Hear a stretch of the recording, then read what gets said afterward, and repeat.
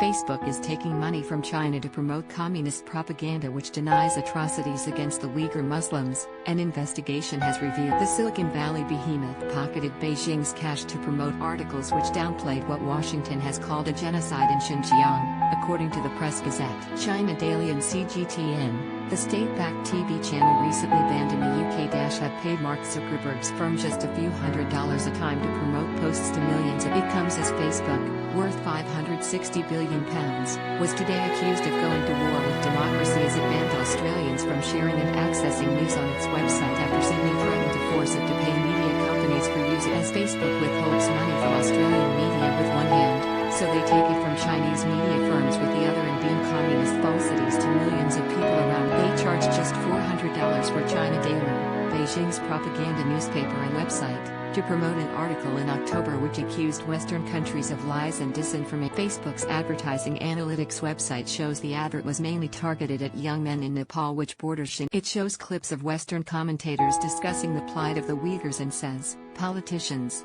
think tanks and the media work together to align narratives that drive public discussion and pervade the public consciousness, often with malevolent intent. In another China Daily sponsored video, it calls reports on the internment camps in Xinjiang completely false and straight from the manual of Western media. An investigation by the Press Gazette uncovered how another China Daily post said, the tale of an oppressed Xinjiang is a myth Western media refused to give up. CGTN, which was taken off air in Britain earlier this month after the watchdog found it in breach of licensing rules on impartiality, paid Facebook to advertise a post which promoted vocational training centers, and Beijing has repeatedly denied that it is attempting to rid the province of its ethnic culture, saying instead that the internment camps are for re-education. It is estimated that more than 1 million Uyghurs have been taken to the secretive camps where human rights groups say they are banned from practicing Islam, indoctrinated with communism, and women are raped. The policy came after a 2014 terror attack by separatists in the province. Leaked dossiers reportedly showed that President Xi Jinping ordered officials there to respond with absolutely no. Critics say the government has used the insurgency as an excuse to commit atrocities against the Uyghur. The U.S. government in January said that China's actions there amounted to genocide,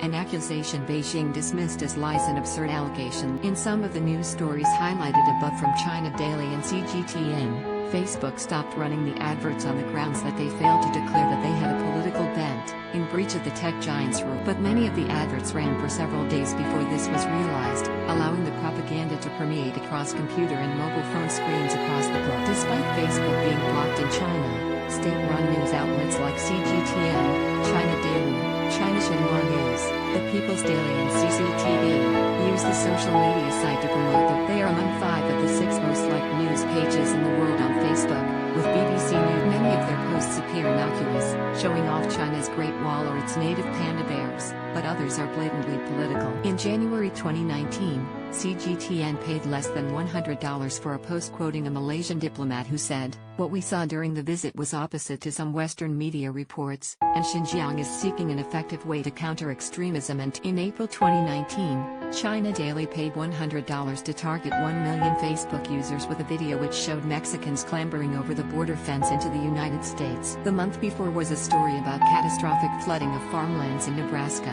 with images of cattle carcasses. The advert was taken down, but not before it reached hundreds of thousands of users at a cost of just $100. As Beijing came under increasing pressure from Washington over their Uyghur internment camps last month, its media outlets ramped up posts denying there was anything wrong in Xinjiang. On January 26, it paid Facebook to boost a post which railed against an Australian Strategic Policy Institute, ASPI, report that found evidence of 380 camps. The advertised documentary said, China Daily visited the alleged camps in the Australian think tank OSPI's reports on Xinjiang and found its data, analysis and conclusions are completely false. It claims that one of the camps uncovered by OSPI was simply a detention center, not unlike thousands of such penal institutions you can find anywhere. But OSPI chooses to call it a camp. It's a rebranding exercise straight from the manual of Western media trick. Another sponsored post said, "Is forced labor taking place in Xinjiang?" China Daily interviewed more than 50 workers in factories across Xinjiang. Watch to learn what we uncovered. A third by China Daily claimed, Western media reports on China's #Xinjiang often failed to present the. Instead, they incite disinformation by resorting to manipulative editing, citing unfounded reports and appealing to biases. A China Daily special investigation uncovers. The video seeks to discredit a New York Times investigation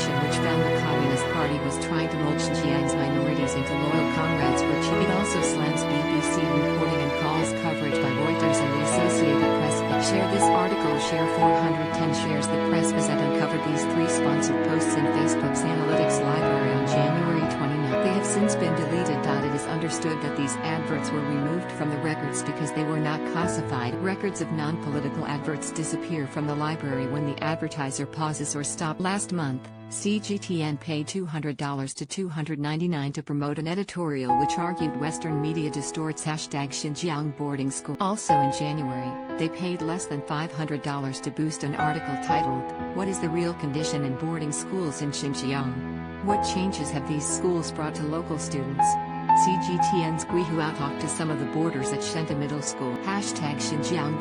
Facebook took down both of the CGTN posts but not before they reached 400,000 and 1 million users respectively. Imran Ahmed, chief executive at the Center for Countering Hate, told the Press Gazette that it is beyond disgusting that Facebook is taking money to promote Chinese state. He added, "It's preposterous for them to claim they hadn't seen that 5 of their 6 most liked news pages were driving division and whitewashing atrocities. No one will believe they hadn't noticed." A Facebook spokesman told Mail Online, "As part of our ongoing efforts to provide greater transparency around advertising, Facebook does not allow political ads to run without a disclaimer providing more information about who is running them. In this case, we disapproved a number of the ads shared with us for failing to declare they were political in nature, which meant they were not allowed to run on our platform. We want to help people better understand who's behind the news they see on Facebook. That is why we also announced last year our plan to label media outlets that are wholly or partially under the editorial control of their government as part of our wider ads transparency efforts, and we'll continue to roll this out to more publishers."